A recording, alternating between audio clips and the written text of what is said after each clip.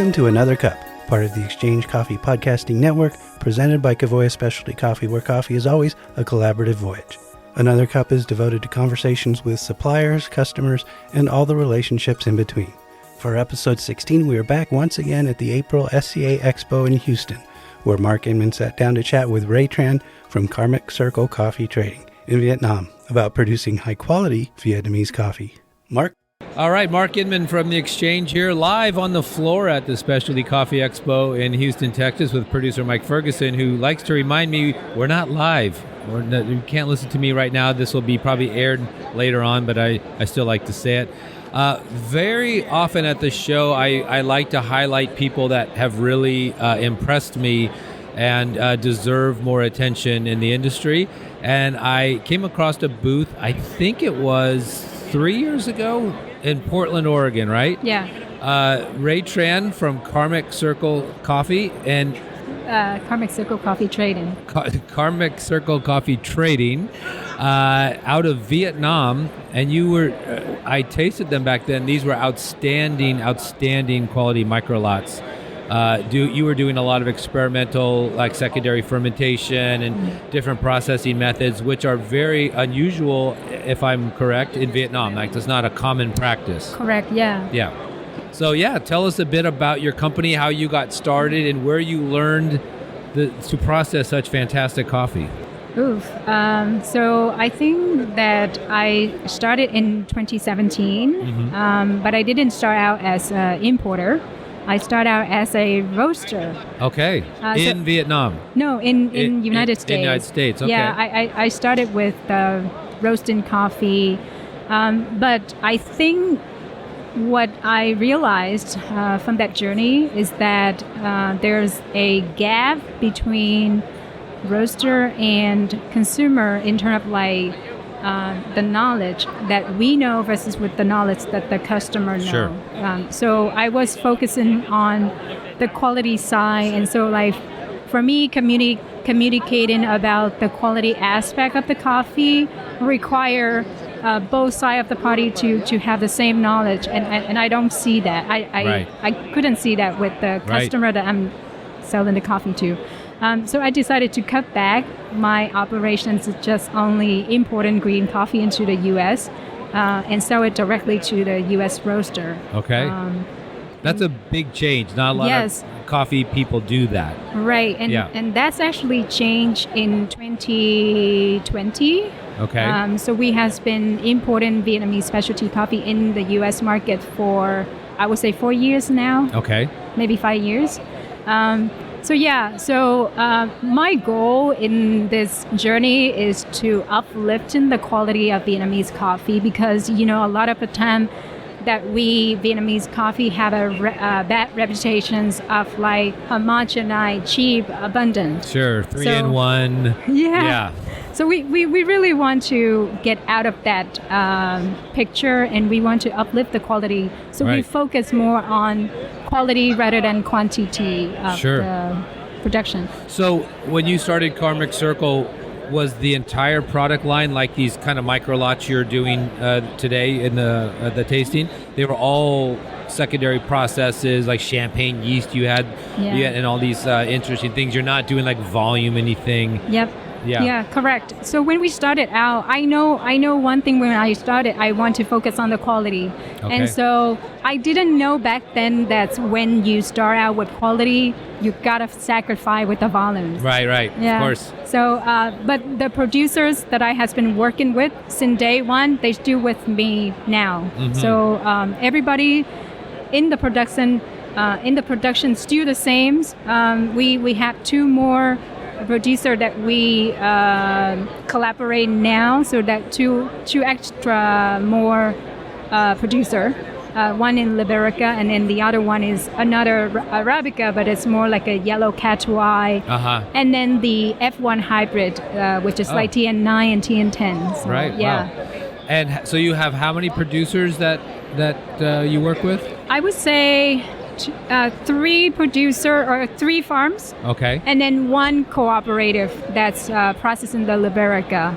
Okay. Yeah. And the 3 farms, like the size of these farms, how large are we talking? I would say under 12 hectare. Okay. Yeah.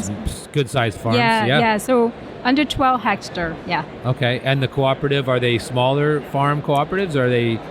I would say they are minimum size, maybe like 3 or 4 families together into the same cooperative doing the Liberica. And what made you decide to train your supply channel into this types of fermented coffees versus like a traditional wash coffee or a natural, or where did you get that idea from? Because it's not like common in Vietnam to do this processing. So what inspired you to go down that route?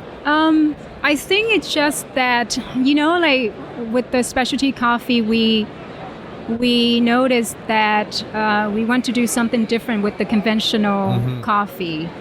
So in order to stay away from quantity, then the quality aspect we have to focus on. And so when we focus on quality, there's a lot of things that we need to pay attention to. So like, for example, like how do you process the coffee? Right? How do you dry the coffee? How do you like what is the moisture content that is like good for the coffees so that it doesn't get rotten? And I think those kind of standards come from one of the roasters that I were working with. It's Miguel from Paradise Roasters. Miguel Meza, yeah. Yeah, I would consider Miguel as my mentor. He pretty much. He was my mentor too. Really? I've learned a lot from Miguel. I've known him for many years. I'm a huge fan of him, so I get it. I think that funny thing is that when I started to sell or to create my company, I will look in on the internet and see where I can find or there is any roaster that's carry Vietnamese coffee, and the only one I found out was Miguel. Right. And so I get in contact with Miguel, and so I think that's when we started to becomes like more collaborative. More collaborative. Yeah. So I think that's most of the work in Vietnam. I would give a lot of credit to Miguel. He does similar processing in Cao U with a lot of the coffees, which is again very unusual for Cao U. It's traditionally you get the prime washed or the fancy or extra fancy designate, and you leave it alone. Like that's all they want. Yeah. And he was going off and doing, he was planting SL28s and doing, yeast trials, and he was having great success, and his coffees are fantastic as well. I think that the U.S. market is very diverse. You have like different kind of coffee from different countries. So in order to stand out, you gotta do something that's unique. That's maybe majority of Vietnamese coffee producer won't get to do that.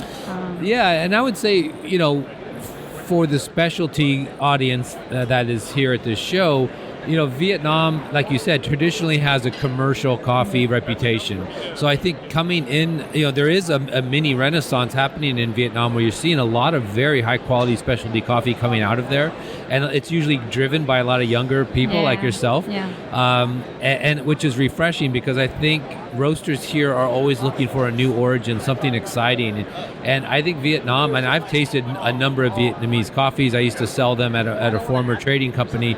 I think they have a lot to offer that roasters should be paying attention to, even if you're just buying the traditional like wash coffees from Delat or some of the higher end Robustas. But what you're doing is a very elevated version of that. And are there since you've had this company now for a handful of years, are there people mimicking what you're doing in Vietnam and this movement's growing, or are you still kind of on your own out there? I think I'm still on my own out there. Yeah, I think that I think it's require a lot of perceptions and experiences of the market. So like if you never been in the U.S. market, you won't know exactly like what would be the better positions for you to be here. Right. So I think that right now I don't see a lot of people in Vietnam that mimic what we do in yet. But I don't know yet. Maybe somebody else doing something that I don't know. Yeah, they're not farmers looking over the fence and seeing what you're doing and copying you a little bit. Yeah, but no, not in my knowledge at this moment. Yeah. And I would assume your experience as a roaster in the U.S. gave you a lot of clues as to what roasters are looking for. So you kind of had an idea what you'd want to develop if you went there? Yeah. And definitely, I think it takes many years to get to that direction, I bet. like, because it takes, I would say like 3 or 4 years, like, and then every year is giving me some information about like, okay, how can I do better next year? And I think that's really helpful in a way for us. Right. Yeah. Now, as you know, with the current political climate, it's very, very challenging for importers, for roasters, for producers. At one point, Vietnam had a 38% tariff, potentially? 46. 46, I know. Ridiculous.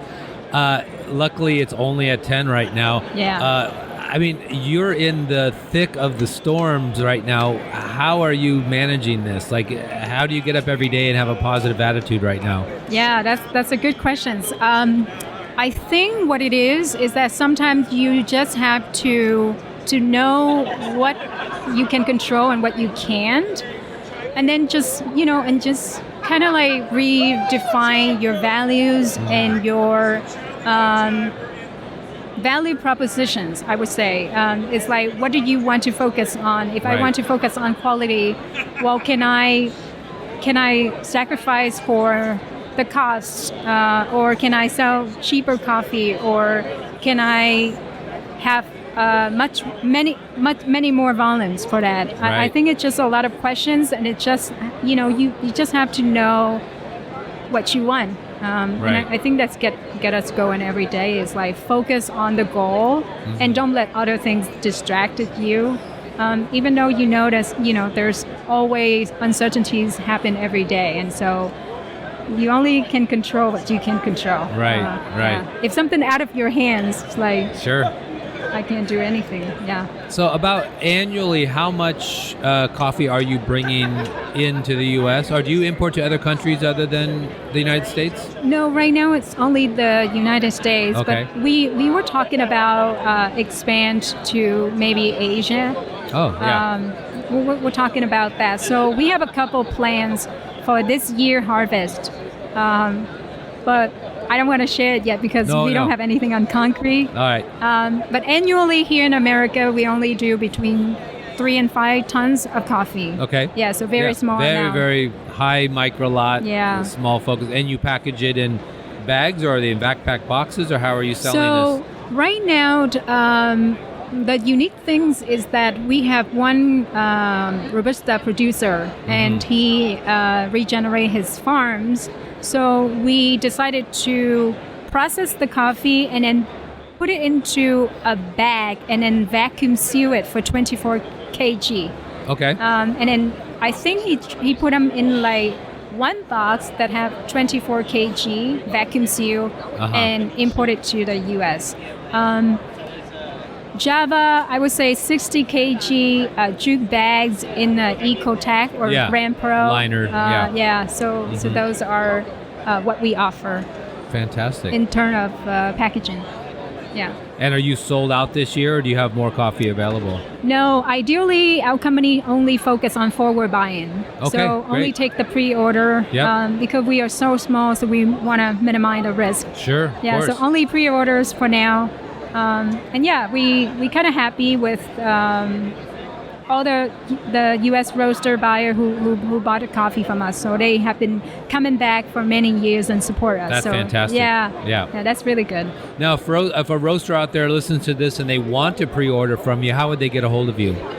Usually Instagram, that would be the fastest way. Okay. We're very active on Instagram. So our Instagram account will be Karmic Circle Coffee Trading. And then on the link in the bio, there is a link on the bio. In the bio, we have a Google Doc form, so you can just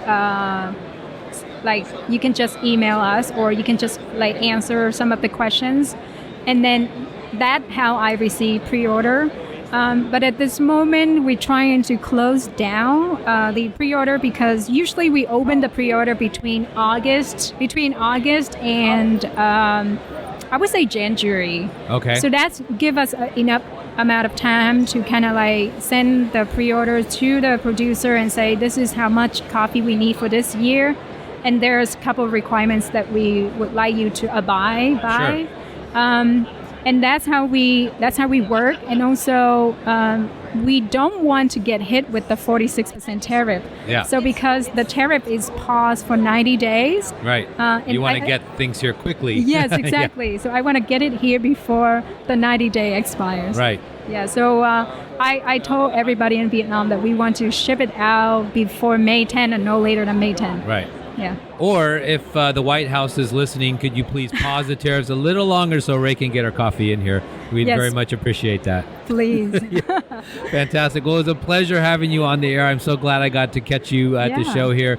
Okay. Rae, thank you. Yeah. Thank you so much. Take care. Yeah.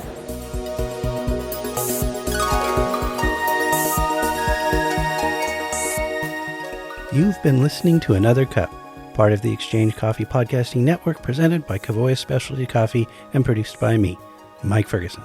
Our theme music for this episode is Journey to Vietnam by Petro. You can email me with questions, thoughts, or ideas at mike.ferguson@kavoya.com. And if you enjoyed anything you hear on the Exchange Coffee Podcasting Network, please leave a review and tell a friend. Thanks for listening. And you're doing a tasting at what time today? In booth? Doesn't matter. Not live. You're recording this in April. I'm posting it in June. We're not live, Mark. We've never been live. CAFEX booth 236. Yeah. I'll be there to taste it. If you are interested, come on by. Please don't drop by. Not only is Mark not there, booth 236 is not there. The show's not there. We weren't live.